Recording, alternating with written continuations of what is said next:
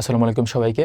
যারা কালকে chemistry second paper পরীক্ষা দিব, জ্ঞানমূলক অনুধাবন কিছুই পড়ো নাই, তাদের জন্যই এই পিডিএফটা বানানো। তো জ্ঞানমূলক অনুধাবনের পুরো পিডিএফটা এখানে যা যা আছে, যে কয়টা জ্ঞানমূলক অনুধাবন মোটামুটি মানে ট্রাই করছি প্রত্যেকটা চ্যাপ্টার থেকে সব থেকে ইম্পর্টেন্ট ক আর খগুলা অ্যাড করে দেওয়ার। তো তুমি কি করবা, তুমি এগুলো এক নজর দেখে দেখে যাবা। কালকে তো পরীক্ষা, বেশি সময় নেই ওইভাবে। তোমার হাতে যদি 2-3 ঘন্টাও টাইম থাকে, তুমি যদি জ্ঞানমূলক অনুধাবন দেখো নাই এখন পর্যন্ত, কিছুই দেখো নাই, তাহলে তুমি এটা এক নজরে দেখে দেখে সামনে আগাইতে পারো।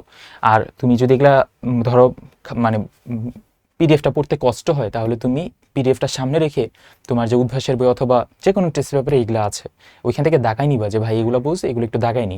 অথবা তুমি যদি পিডিএফ নাও দেখো তাও সমস্যা নেই, তুমি বিগত বছর আসা বোর্ডের প্রশ্নগুলো থেকে টপ 10টা করে নিজে নিজে দাগায় সিলেক্ট করবা।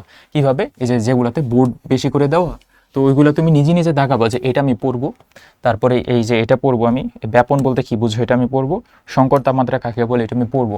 প্রথম 10টা দাগাবো। অনেকে আছে অতি আগ্রহী হয়ে প্রথম চ্যাপ্টারেই 30টা দাগায় ফেলো। 30টা দাগায় তো ভাই শেষ হবে না এখন পড়া।